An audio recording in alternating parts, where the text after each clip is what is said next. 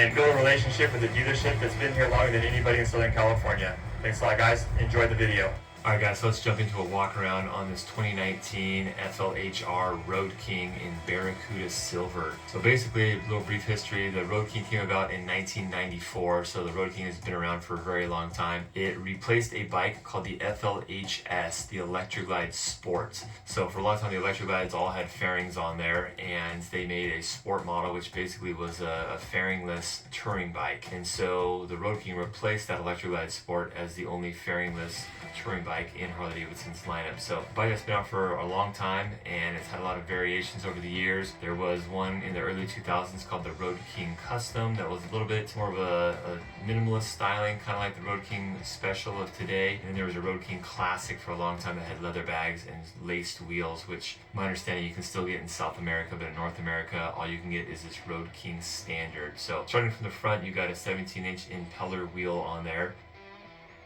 Here's a shot of the tank badge, unique tank badge to the Road King. On the Road King Standard, you have a little bit more functional items than when compared to the Road King Special. On the Road King Standard, you've got passing lamps and a windshield, like I mentioned.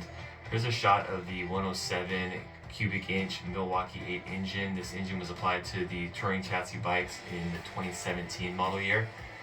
If you haven't watched my Milwaukee 8 video, I'm going to put a link to that in the upper right hand corner. I go into a lot of details on that. Basically, the Milwaukee 8 gets its name from Milwaukee being the headquarters and where Harley Davidson started, and the 8 being a reference to the 8 valves. So it has 4 valves per cylinder. They went to a single cam on here, precision oil cooling system, a couple other things that I go into on video. So the Road King Standard, you've got saddlebag guards here. Here's a shot of the seat. Seat's a little bit more pillowy, more cushioned than the Road King Special is. There's some detail with buttons on the side of the seat as well. More of a classic look with this bike. The Road King Special delivers more of a modern look. There's quite a big difference in the aesthetics of the two Road Kings. There's several features on the Road King Standard that make it a little bit more of a practical, functional bike than the Road King Special. I'll be getting into those. Here's a shot of the saddlebags. Saddlebags are pretty much all the same on all the touring bikes.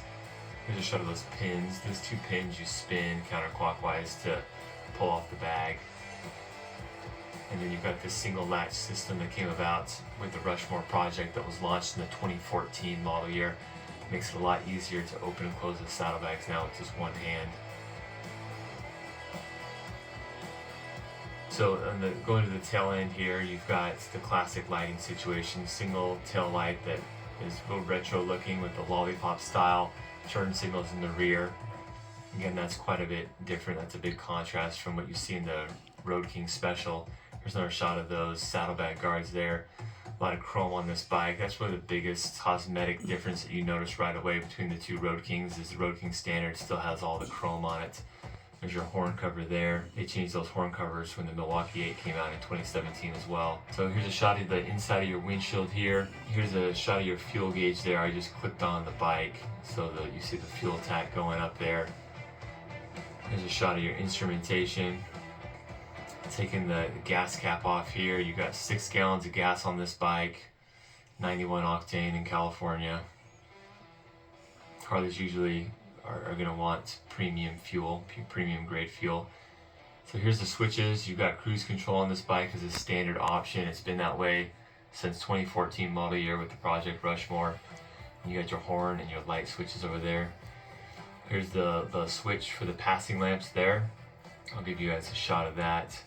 So you got those 2 additional passing lamps, which actually make a big difference at night, guys, when you're going down the road. These illuminate the road significantly better. You got a dual halogen bulb on these bikes as opposed to LED lighting.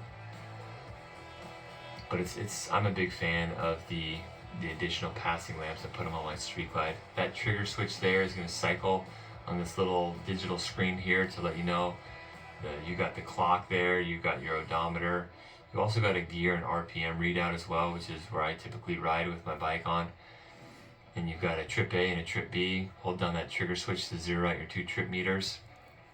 You see an ABS light flashing there. That light's going to come on when the bike is on ignition mode but not started.